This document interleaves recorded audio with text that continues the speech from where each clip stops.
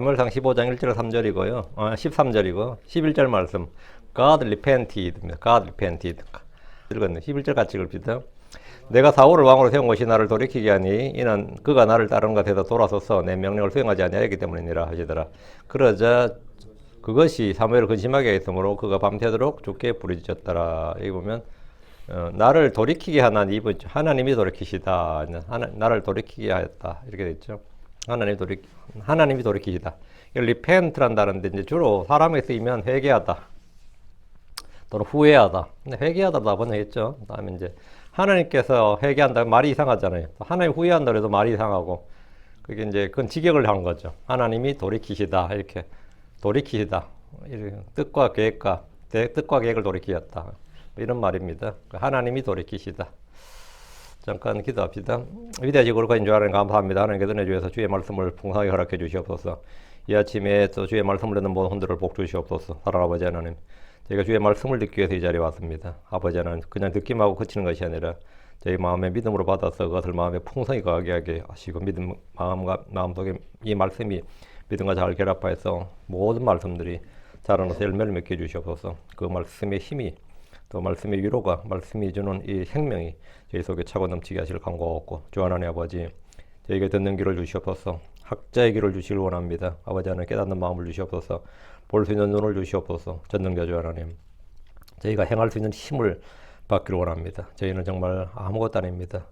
정말 진토에 불과한 저희들이 주 앞에 있사오니 주여 저희에게 은혜를 베푸시고 또 아버지 위로부터 풍성한 또 긍휼을 허락하여 주시옵소서. 전능자 주 하나님 오늘 날씨가 참 맑습니다. 햇빛이 비치는 것 같이 하나님께서 이 땅에 선한 자와 악한 자에게 모두에게 비를 주신 것 같이 또 해를 주신 것 같이 아버지 하나님께서 참으로 풍성하신 긍휼의 소유자임을 압니다.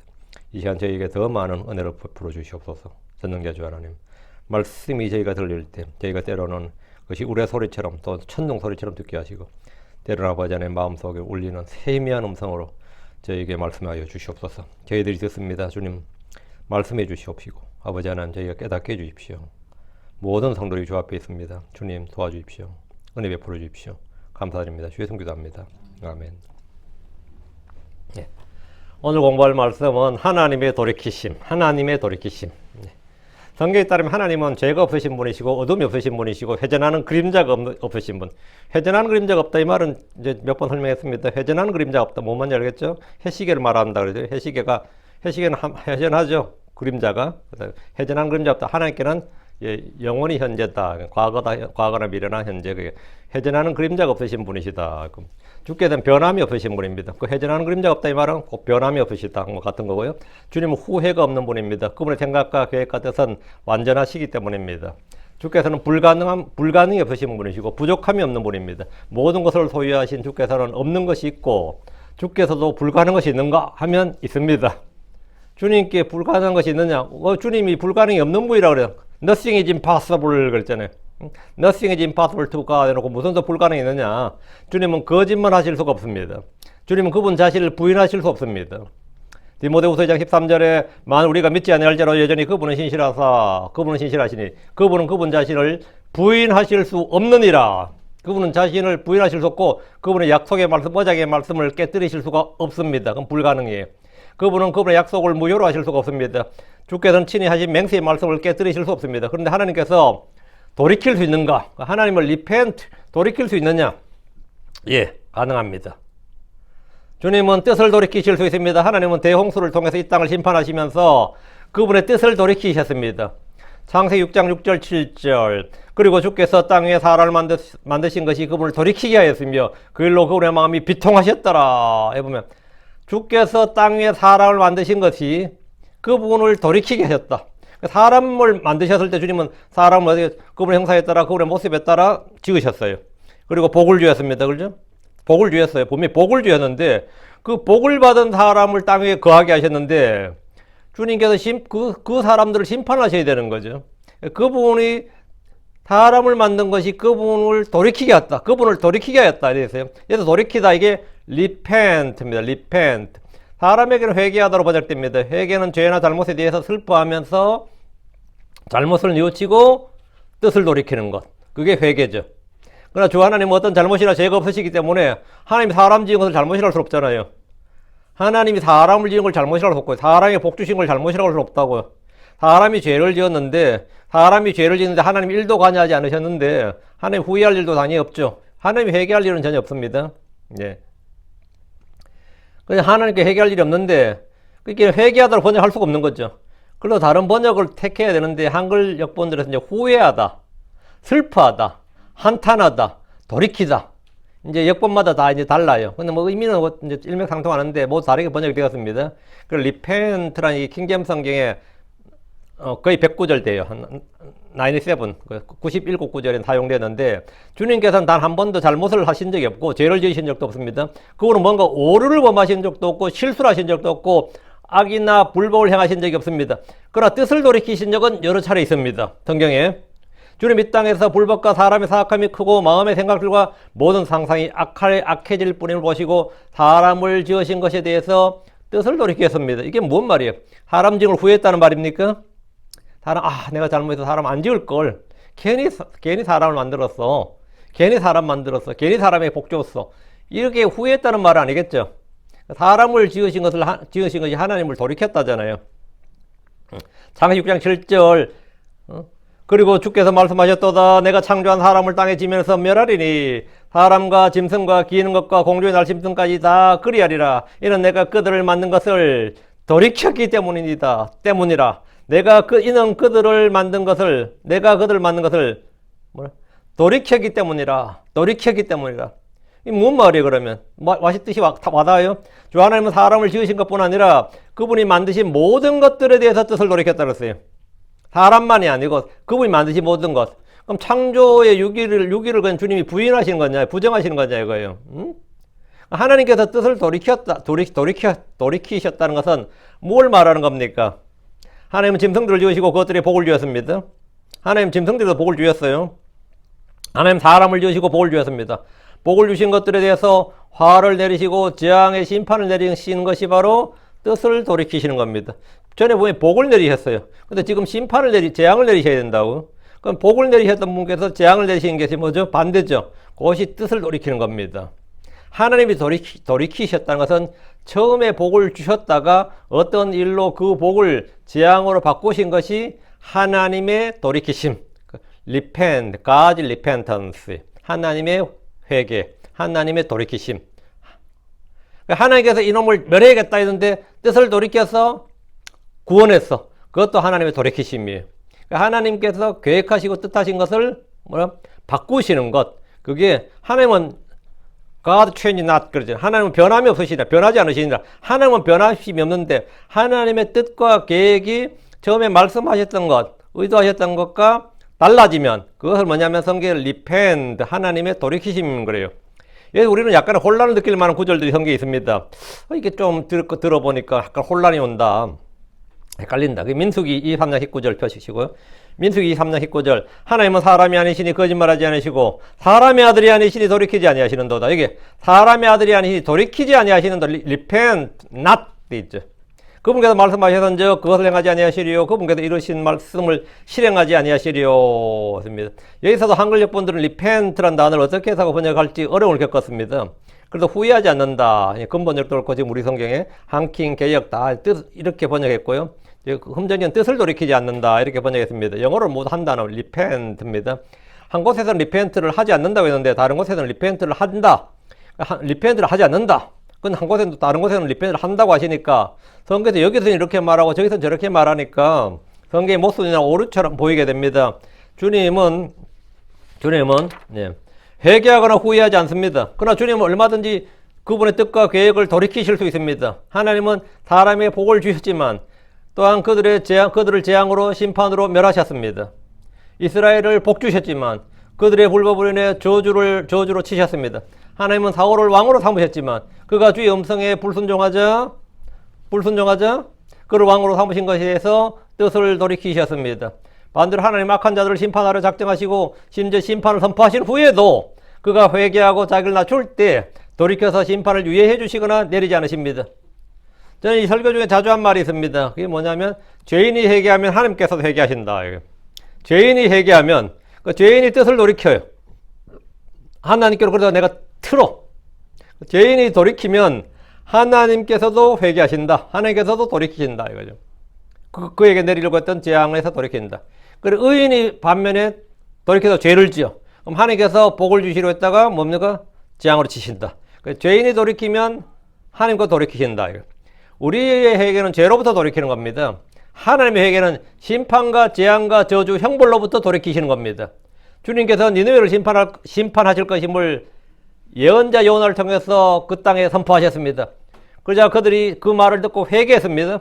그분은 뜻을 돌이키셨습니다. 이게 하나님의 돌이키심이에요.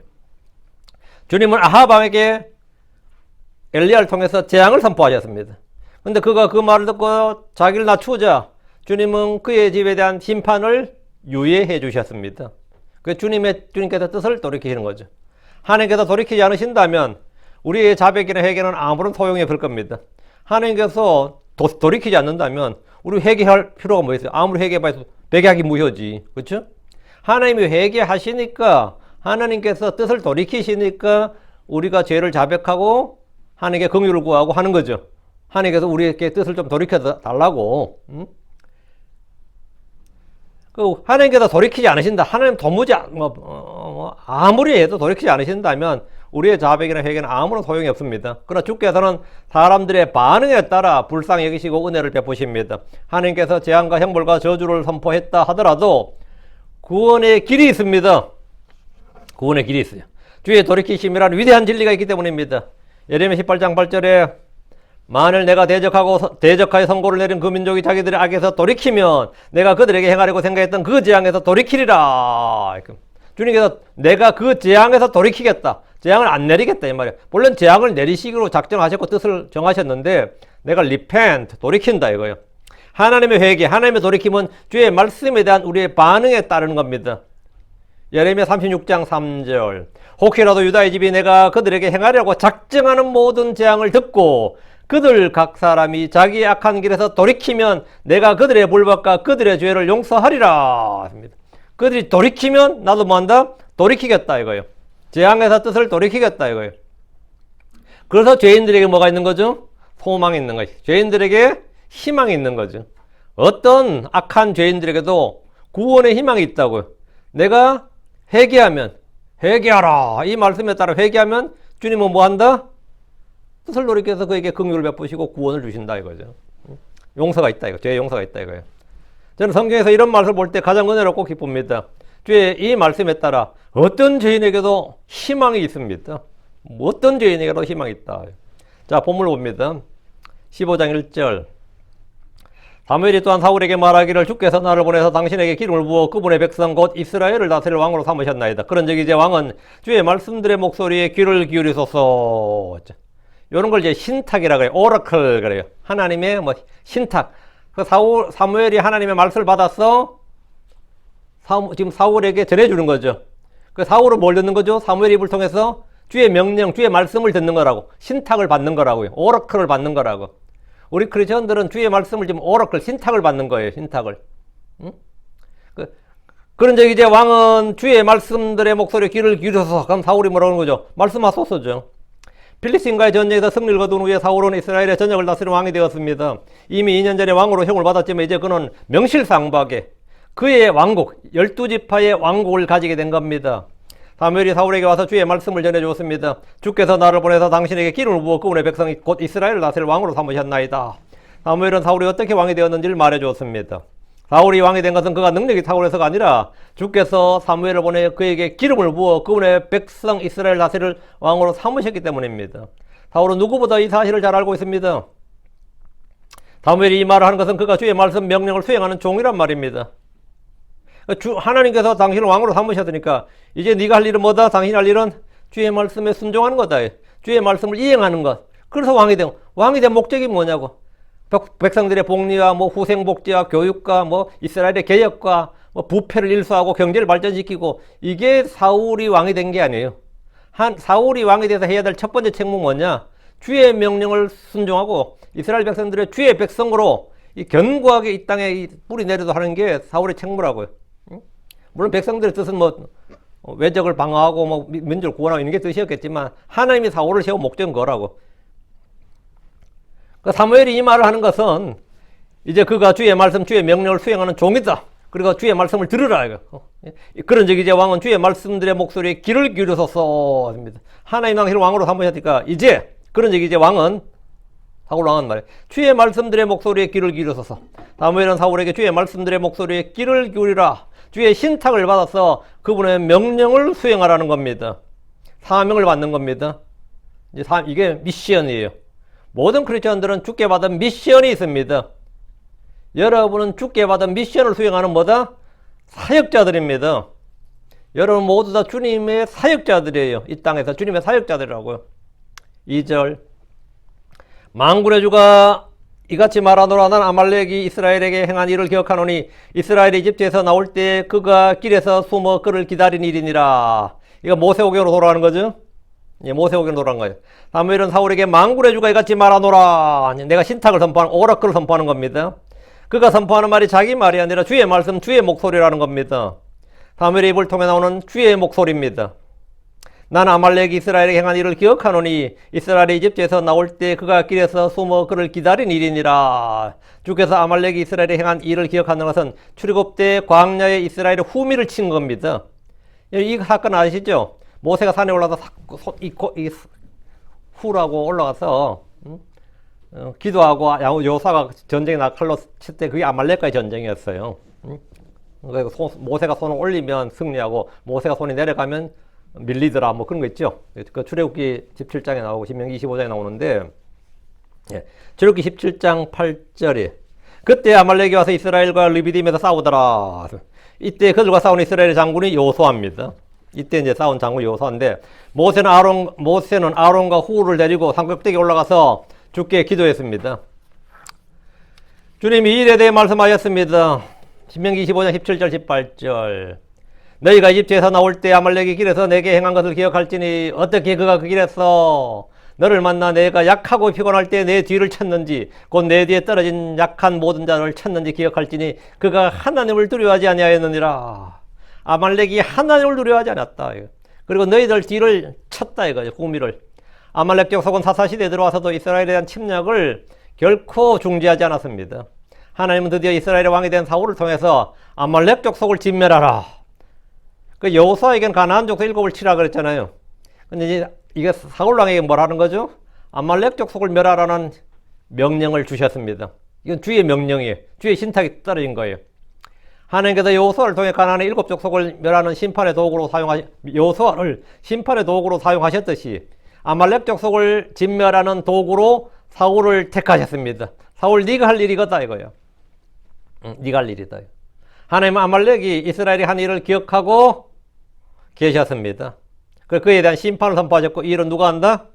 사울 왕에게 맡기신 거예요.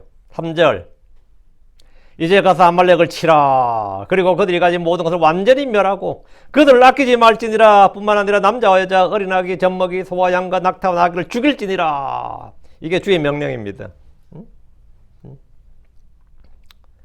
신탁이 떨어진 거예요. 모압이나 필리스틴과의 전쟁은 방어전이었습니다. 수비예요. 방어전이었죠. 적들이 먼저 공격을 하고 우리가 막는 거죠. 그 적들이 먼저 이스라엘 침략하면 이 사울은 군대를 모아서 그들을 물리치고 이스라엘의 영토와 재산과 백성들의 생명을 지키는 일을 했습니다. 그런데 이번 전쟁은 아말렉 족속을 먼저 공격하려는 것입니다. 먼저 공격하라는 거예요. 아말렉 이 점도 왜 이러나 싶겠지만 이거는 뭐죠? 주의 명령이에요. 그리고 그들이 가진 것을 완전히 멸하고 그들을 아끼지 말지니라. 이번 전쟁은 단순한 전투, 단순한 전쟁, 영토 싸움이 아니고 국가 간의 분쟁이 터진 게 힘과 힘, 세력과 세력의 균형이 무너진 게 아니라 상대를 완전히 전멸하라는 겁니다. 완전히 전멸해야 되는, 한마디로 말하면 지도에서 없애버리라 이 말이에요. 지구상에서 없애버리라 이거예요. 그러나 사울의 편에서는 이 전쟁이 앞선 전쟁보다 확실한 승리가 보정되는 것입니다. 왜? 주님의 명령에 따라 수행하는 전쟁이단 말이에요. 이거는 주께서 말씀하셔서 싸우는 전쟁이지 내가 일으킨 전쟁이 아니에요. 상대가 일으킨 전쟁도 아니고 주님이 친히 명령하셔서 이건 뭐 진짜 말 그대로 뭐죠? 하나님의 군대예요. 나는 하나님께서 명하신 군대 대장이고 이 전쟁이야말로 두려울 것이 없습니다. 왜? 주의 명령에 따라 수행하는 전쟁이고 승리가 보증된 거예요. 주님 사울에게 그들을 심판하여 이 땅에 있는 그 아말렉 사람들 남자와 여자, 어린아기, 젖먹이, 소와 양과 낙타와 나귀를 다 죽이라고 하셨습니다. 사울에게 이 전쟁은 그냥 싸우는 것이 아니라 그들을 진멸하러 가라는 겁니다. 진멸하라는 거예요. 하나님께서 명령하는 일에 순종하기만 하면 주의 말씀을 100% 성취할 수 있게 됩니다. 하나님은 아말렉에 대해서 가서 아말렉을 치라, 그들이 가진 모든 것을 완전히 멸하라, 그들을 아끼지 말라고 하셨습니다. 이것은 하나님의 뜻이온 명령입니다. 사울은 주의 일을 할 그분의 도구입니다. 이것은 아말렉이 전에 행한 일에 대한 단순한 보복 전쟁이 아니라 주 하나님의 심판입니다. 주 하나님의 심판이에요. 참 주님이 얼마나 두려우신 분인 걸 알아야 됩니다. 주께서는 항복시켜서 그들을 식민지로 삼으라든가 그들을 종으로 삼으라는 것이 아닙니다. 완전히 다 죽여 없애라는 거예요. 그들의 사형을 집행한 겁니다. 집행자가 누구다? 사울이에요. 사울왕이라고. 사형을 시키라는 거예요.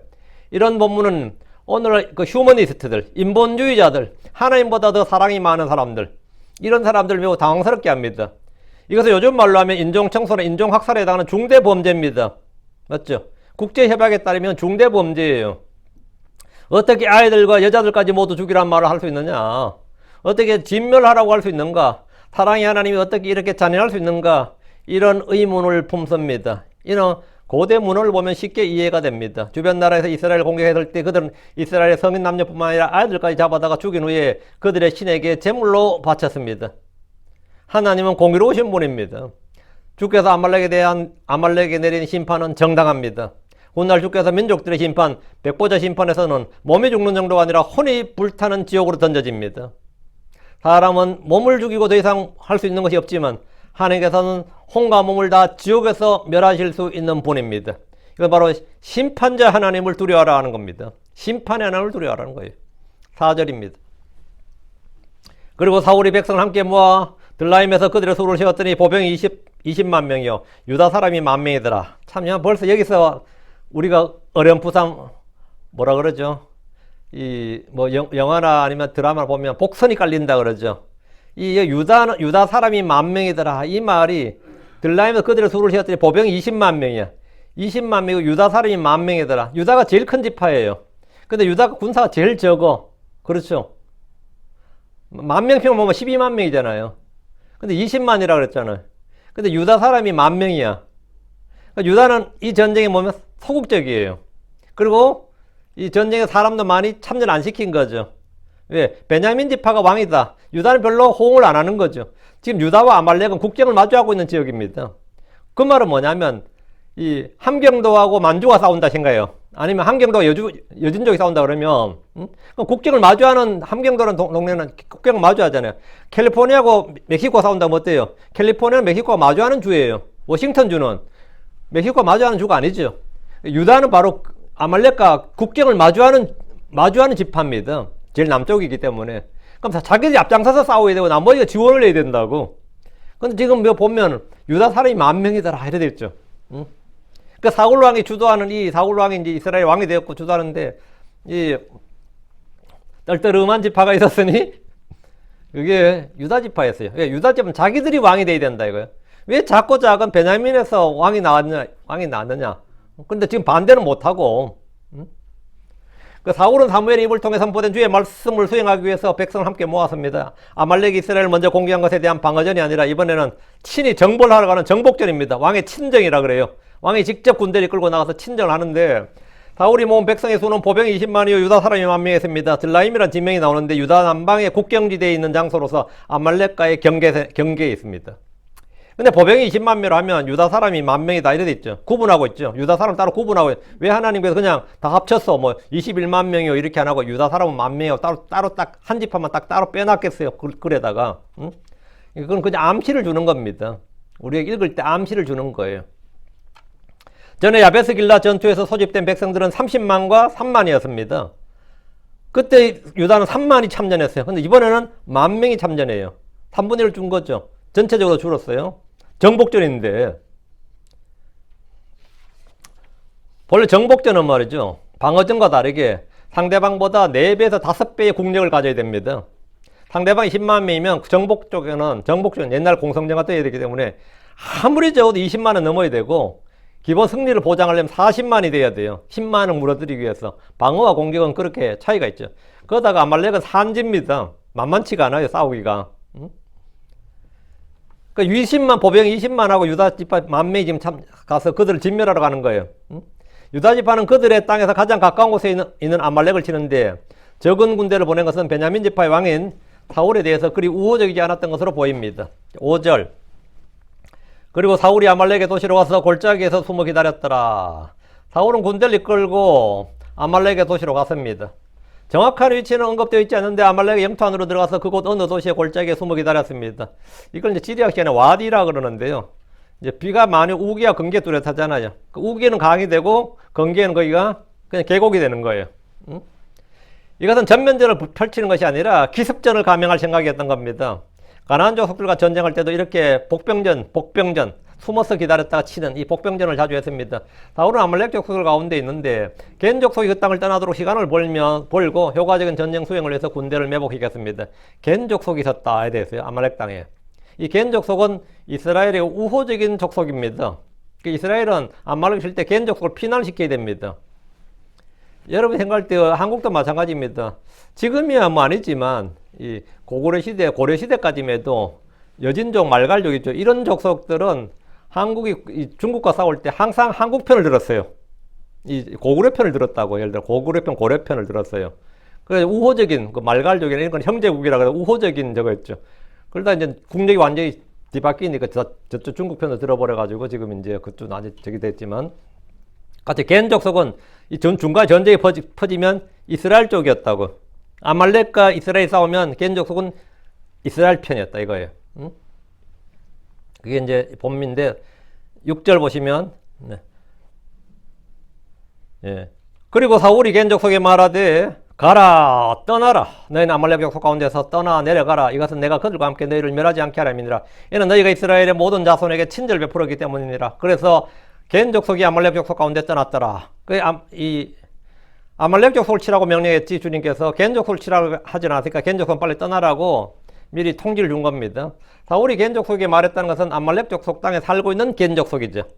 겐 족속은 이스라엘의 우호적인 민족이었습니다. 이들은 아브라함 시대에 가나안 땅에 거주했고 모세 때는 미디안 지역에 거주했고 이스라엘 남부 브엘세바에 살게 되었습니다. 모세 때부터 점점 남하려는 거예요. 점점 남하려는데 이들은 점점 남쪽으로 내려서 사울 시대에 아말렉 족속의 겐 족속 아말렉 족속의 지역에 함께 살고 있었습니다. 훗날 이들은 에돔과 동맹을 맺고 이스라엘 공격했지만 사울과 다윗의 시대의 겐 족속은 이스라엘과는 굉장히 우호적인 관계, 형제국이었습니다. 그래서 사울은 아말렉 족속을 치러 와서 겐 족속에 연통을 넣은 거죠. 그래서 가라 떠나라 너희는 아말렉 족속 가운데서 떠나 내려가라 이것은 내가 그들과 함께 너희를 멸하지 않게 하려 함이니라 이랬습니다. 그래서 이 사울이 그들을 멸하지 않으려 했던 것은 전에 그들이 이스라엘이 베푼 은혜 때문, 그 친절 때문입니다. 6절 나오죠. 이는 너희가 이스라엘 모든 자손의 친절을 베풀었기 때문이니라 이렇게. 이제 이스라엘은 은혜를 알고 은혜를 갚을 줄 아는 그런 민족이었던 거죠.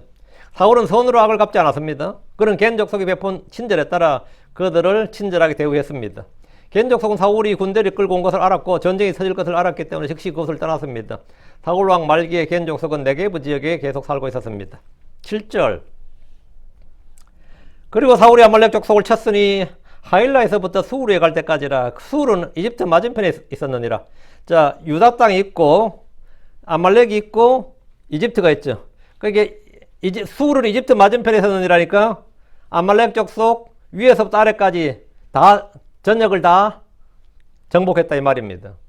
사울은 주의 명령을 받아서 아말렉 족속을 쳤습니다. 하일라에서 수르에 갈 때까지 이 말은 한국으로 치면 백두산에서 한라산까지 이 말입니다. 아니면 뭐 저 한국형도 뭐 아오지에서부터 뭐 부산까지 이런 식의 표현이에요. 그게 이제 그쪽 말로 그 아말렉 족속의 말로는 이제 하일라에서 수르에 갈 때까지 이 말이에요. 그게 이제 계속 이제 남쪽으로 진격을 해서 그들이 이집트의 국경 부근인 아말렉 족속의 맨 아래쪽 도시인 수르까지 갔다 이 말입니다. 수르까지 갔다. 예전 러시아가 핀란드 칠 때 야 너무 멀리 가서 스웨덴까지 치지 마라 뭐 이런 거 있죠. 핀란드 동서가 좁으니까 군대가 그냥 가다 보면 금방 뭐 남의 나라 국경까지 가게 되니까 이런 식인데 사울 왕이 막 진격을 하다 보니까 야 이집트까지 가지 마라 이집트 국경까지 가지 마라 수르에서 멈추는 거죠. 수르가 이집트 맞은편이었다잖아요. 그래서 수르는 이스라엘 백성들이 홍해를 건너서 최초로 도달한 지역입니다. 이곳만 넘으면 이집트 땅이에요. 사울 왕은 그들을 쳐서 국경까지 내려갔고 아말렉 전역을 전역을 공격하고 멸했습니다. 유다 지파의 국경을 넘어서 아말렉 땅으로 와서 계속 진격했다는 것을 잘 보여주는 말입니다. 이번 전쟁에서 백성들은 두려움에서 떨거나 숨거나 도망을 치는 일이 전혀 없었습니다. 주의 명령, 주의 말씀을 받아 사는 전쟁이기 때문에 뭐 두려움이 없었던 거죠. 이게 참 중요한 겁니다. 그들은 가는 곳마다 승리를 했던 것이 분명합니다. 그들은 그냥 뭐 막 치고받고 싸우는 것이 아니라 그냥 일방적으로 휩쓸고 간 거예요. 마치 임진왜란 때, 아니 병자호란 때, 임진왜란 때 일본이 그 소수행장이라는 그 첫 군대가 부산에 왔을 때 부산을 딱 동네를 딱 멸하고 나서 이렇게 쉬울 수가 그랬다잖아. 첫마디가. 응?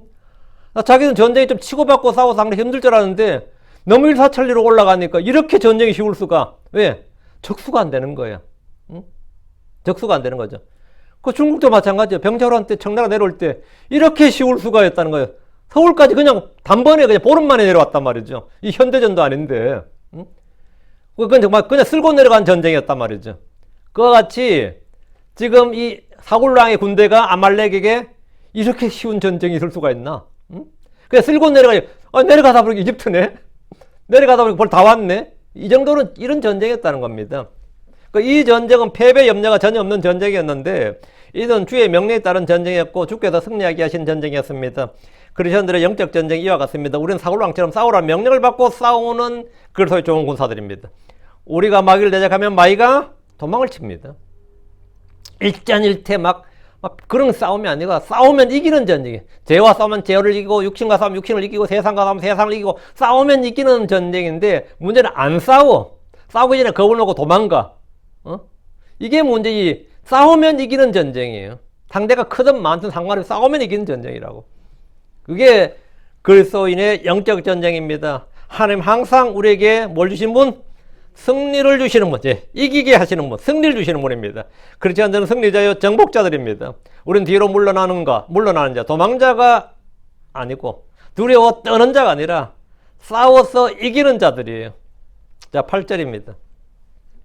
그리고 그가 아말렉 속의 왕 아각을 산채로 사로잡았으며 또 칼날로 그 온 백성을 완전히 멸하였더라. 옛날 전쟁에서 왕을 잡으면 이기는 거죠.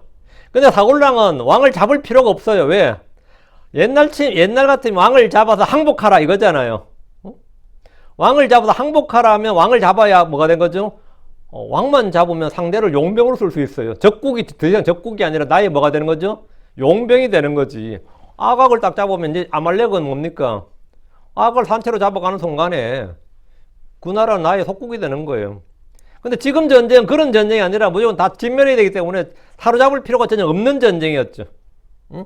이들을 뭐 식민지로 삼거나 종으로 삼거나 이러려면 사로잡는 게 맞고 이 전쟁을 빨리 끝내기 위해서 왕을 사로잡으면 되지만 프랑스 나폴레옹이 러시아를 진격했거든요. 처음엔 이겼죠.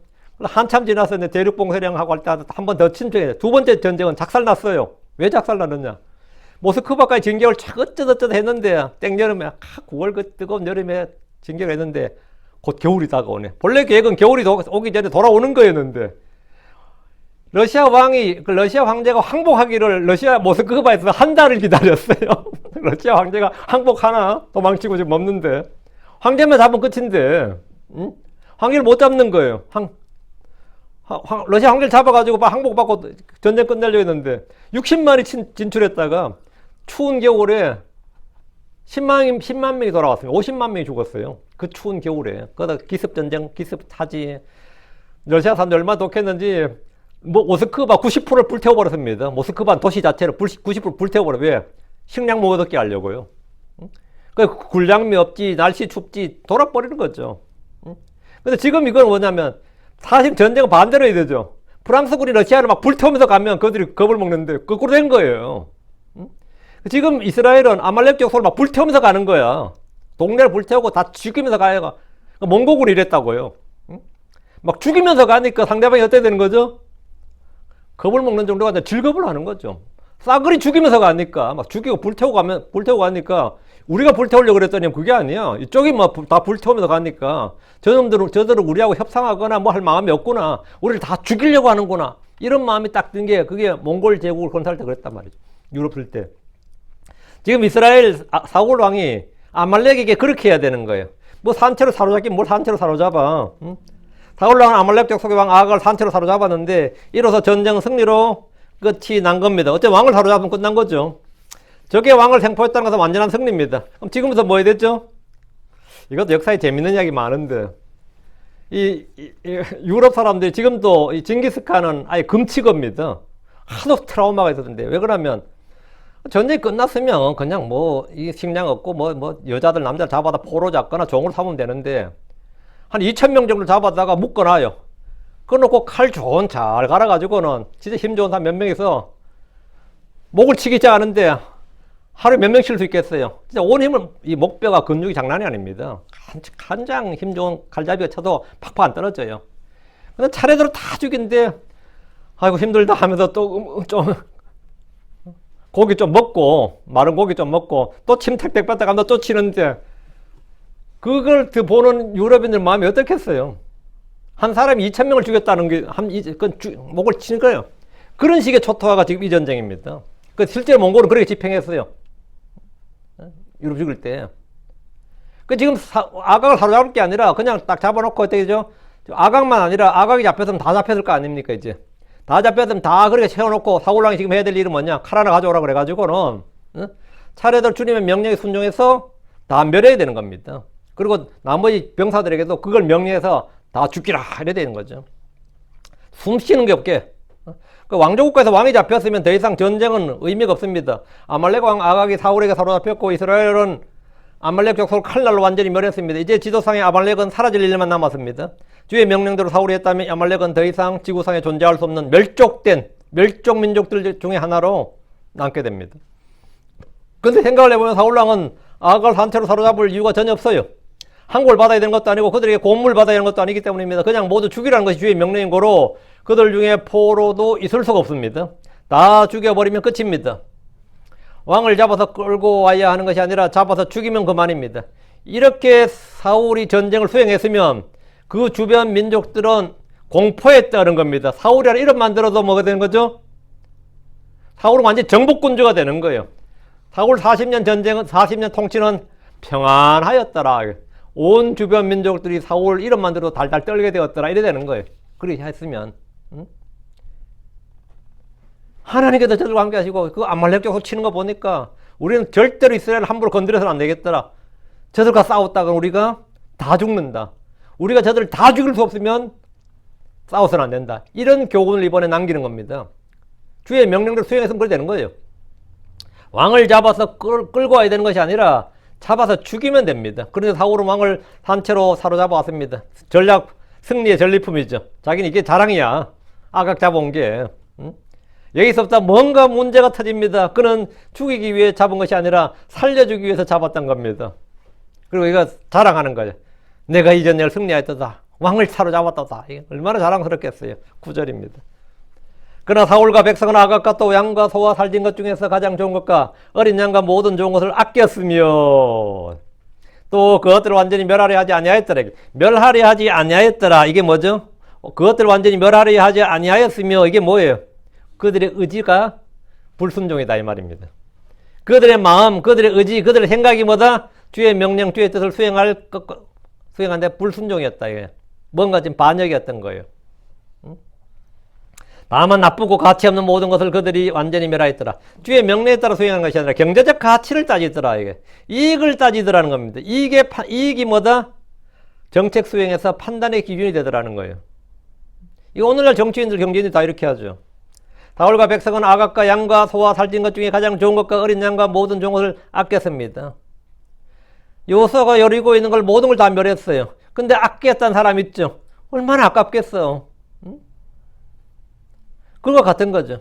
주께서는 아끼지 말고 진멸하라고 하셨습니다. 그런데 사울과 백성들은 주의 명령에 순종하는 것처럼 했지만 완전한 순종이 아니라 부분적인 순종, 선별적인 순종을 했습니다. 이것은 사실 불순종이고 반역입니다. 부분적인 순종은 뭐다? 예, 불순종이에요. 선별적인 순종은 뭐다? 불순종입니다. 하나님의 일로 그들의 마음을 시험하셨던 겁니다. 그들이 주를 두려워하는지 순종하는지를 입증하셨습니다. 사울과 백성은 승리의 기쁨, 노량물 취하는 기쁨으로 가득했습니다. 그들은 사람들을 죽이는 대신에 종들로 삼고 싶었고 양과 소와 살찐 것들을 죽이는 대신에 그들의 소유로 삼고 싶었던 겁니다. 힘들게 전쟁을 했으면 뭔가 보상이 있어야 될 거 아니에요. 전리품을 취해야 될 거 아니냐 이거예요. 아간이 여리고에서 금과 은과 좋은 것을 취해 감추었듯이 이들 역시 그들이 얻은 수고, 그들이 얻은 수많은 노량물을 포기하기는 너무나 아까웠습니다.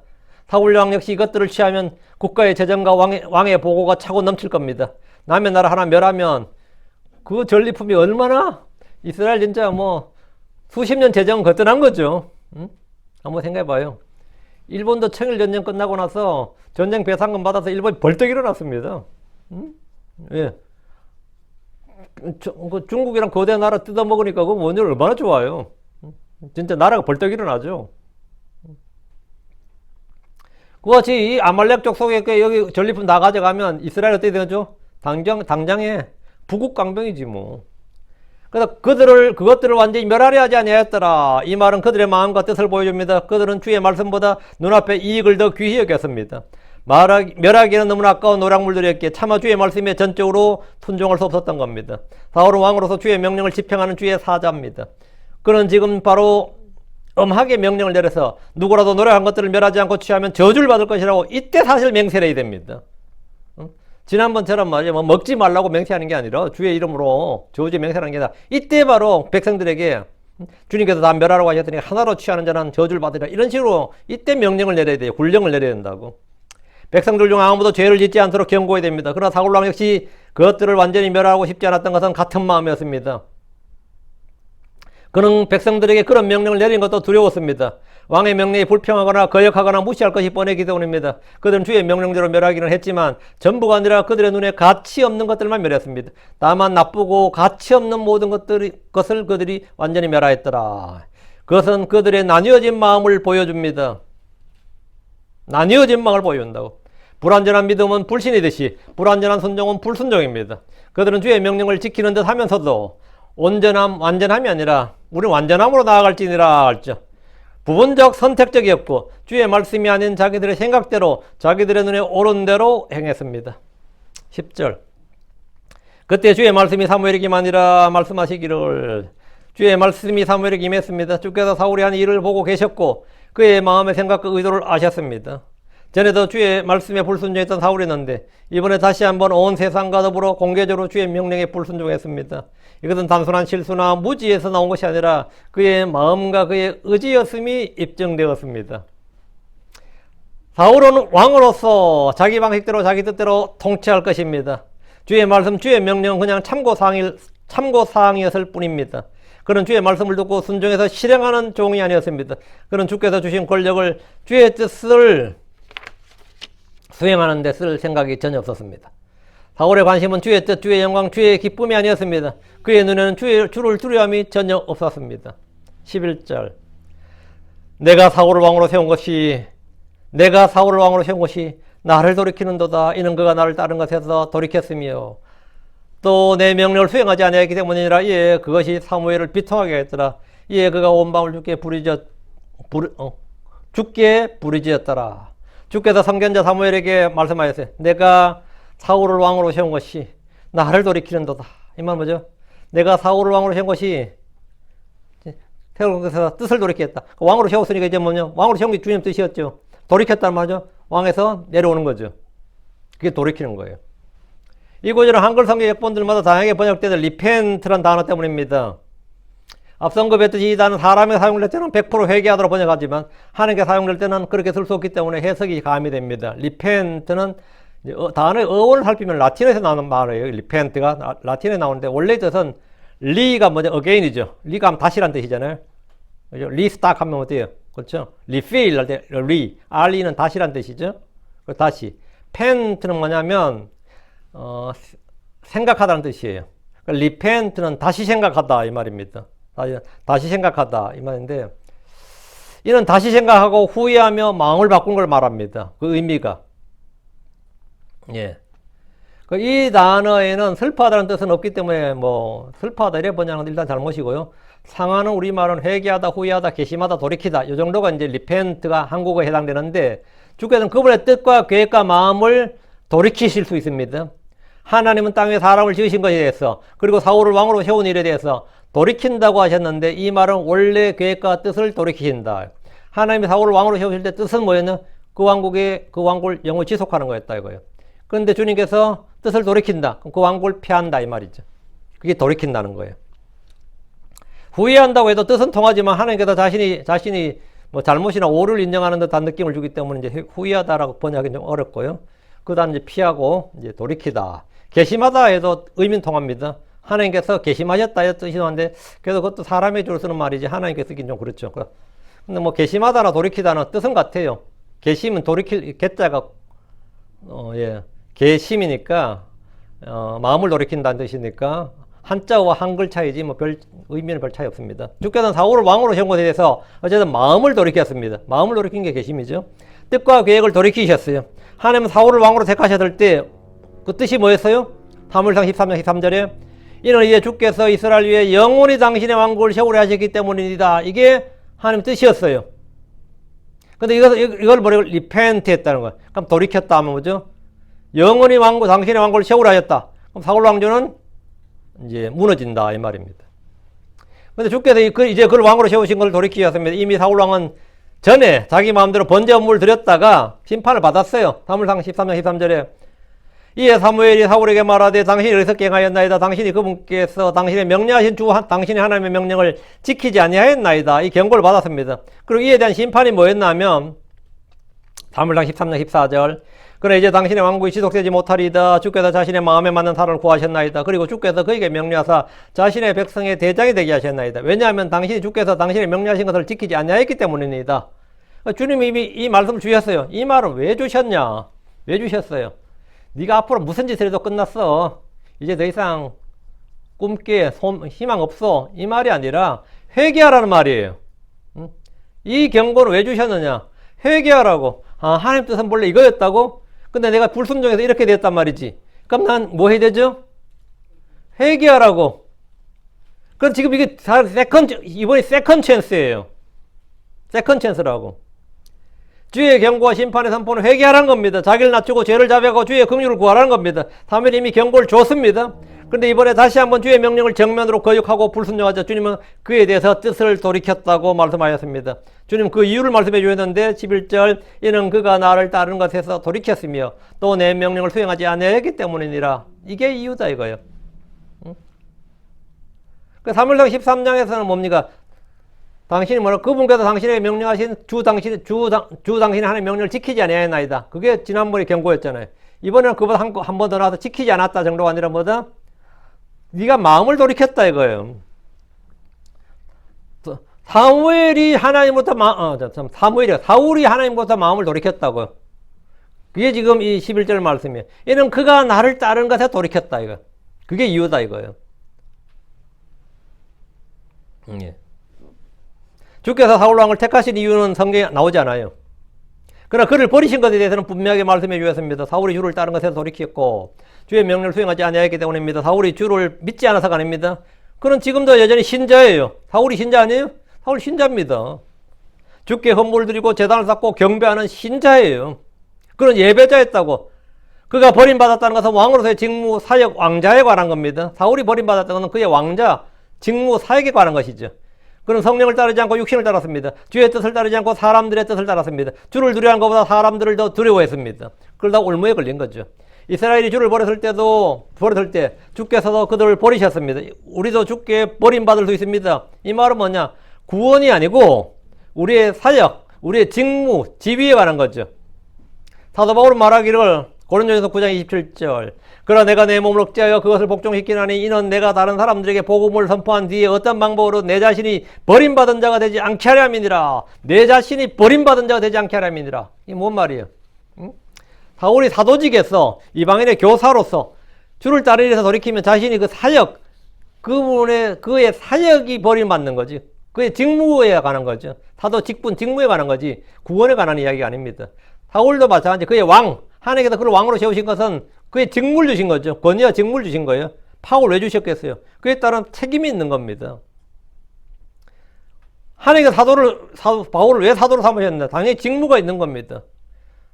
목사는 목사로의 직무가 있는 거죠. 근데 그렇지 않아. 그럼 당연히 그 직무 직위에서 버림받아요.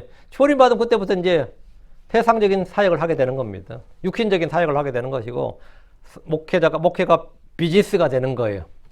그때부터는. 왜요? 먹고 살아야 되니까. 먹고 살아야 되니까. 지금 본문은 구원의 상실을 말한 것이 아닙니다. 이것은 사도요 복음 선포자요 이방인들의 교사로서의 직무의 상실을 말합니다. 많은 목회자들이 세상을 따르고 돈을 따르고 사람을 따르고 육신을 따름으로써 주께 버림받습니다. 많은 성도들이 주를 따르는 일에서 돌이킴으로써 하나님은 그들을 버림받은 생각에 내주십니다. 자, 11절. 이에 그것이 사무엘을 비통하게 했더라. 이에 그가 온 마음을 주께 부르짖었더라. 이게 사무엘의 위대한 점이죠. 이게 뭡니까? 목자의 심정이에요. 사울을 왕으로 세운 것에 대해서 뜻을 돌이켰다는 주의 말씀을 들은 사무엘은 아이고 잘됐다. 내가 그럴 줄 알았다. 진작에 그럴 줄 알았다. 그는 보니까 싹수가 노랬다. 뭐 이런 게 이게 아니고 비통해했다잖아요.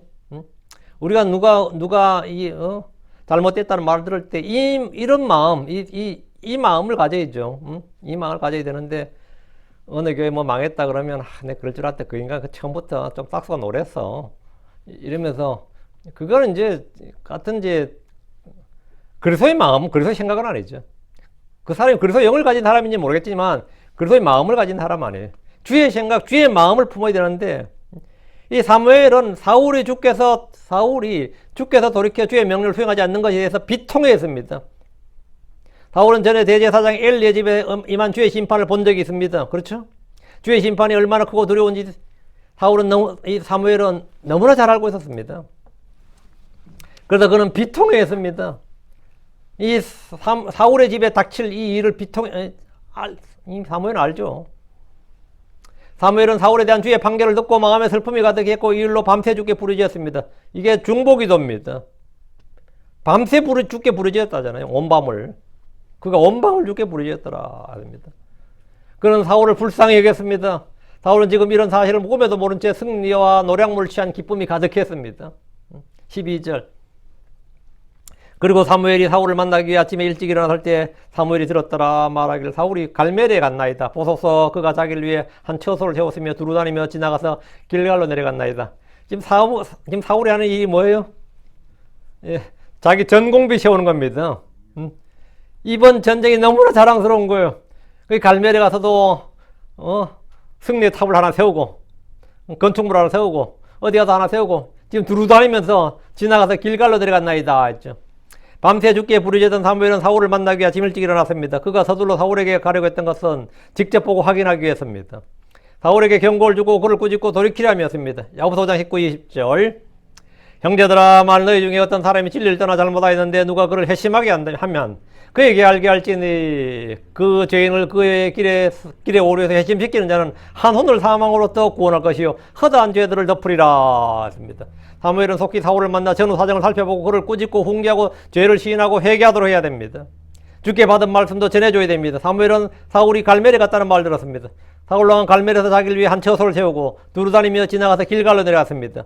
자기를 위하여 한 처소를 세웠다 이 말 나오죠. 자기를 위하여 한 처소를 세웠다. 이 말은 자기의 공적과 업적을 기념하기 위해서 어떤 장소의 기념비나 특정 기념물을 세웠다는 말입니다. 자기를 위해. 주를 위해 뭘 세웠다는 게 아니에요. 이 사울도 이번 전쟁은 뭐 너무나 위대한, 너무나 쉽게 완벽한 승리를 거두었기 때문에 다니면서 지금 승리를 기념하고 있는 겁니다. 승전비를 세웠다 이 말이에요.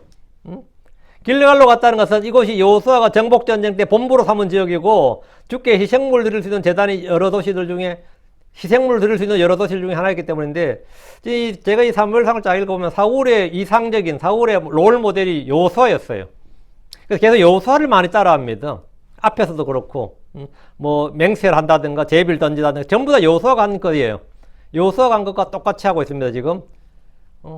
그리고 뭐 이 밤에 치러 가자든지 이게 전부 다 여호수아의 전략 전술을 그대로 지금 흉내를 내는 건데 그런 여호수아의 뭐 전략 전술이나 그런 건 다시 흉내를 낼 수 있는데 그 문제는 그거와 같은 마음, 그와 같은 믿음이어야 되지. 이 사울왕은 계속 지금 보면 여호수아를 따라해요 지금. 그 여호수아가 사실은 뭐 가나안 땅에 들어가던 초대 왕이라고 할 수 있죠. 왕의 취임은 안 했지만 대장이었고 사실은 뭐 가장 존경받는 모세 다음으로 가장 존경받는 저거니까 사울은 이 정복전쟁 자기도 이제 여호수아처럼 전쟁을 하잖아요. 그 여호수아가 모델인 거죠. 길갈로 갔다는 것은 이것이 여호수아가 정복전쟁 때 본부로 삼은 지역이고 주께 희생물 드릴 수 있는 제단이 있는 도시들 중에 하나였기 때문이고 사울은 길갈에서 왕이 되었습니다. 사울이 길갈에서 왕이 되었어요. 우리 사무엘상 11장에서 배웠죠. 길갈은 사울에게 정치적 의미가 깊은 곳이었습니다. 아말렉을 멸하고 막대한 전리품을 취한 사울로서는 왕이 된 후에 가장 기쁜 순간을 길갈에서 누리고 싶었을 겁니다. 13절.